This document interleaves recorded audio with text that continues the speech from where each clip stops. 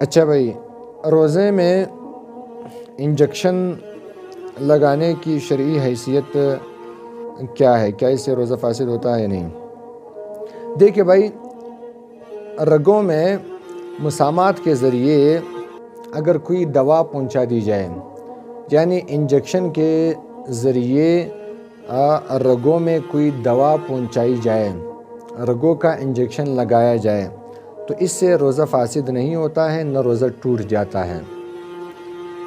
بلکہ اگر انجیکشن کے ذریعے معدے تک یا پیٹ تک کوئی چیز پہنچایا گیا یا دماغ تک کوئی چیز پہنچایا گیا، تب اس سے روزہ فاسد ہو جاتا ہے اور روزہ ٹوٹ جاتا ہے۔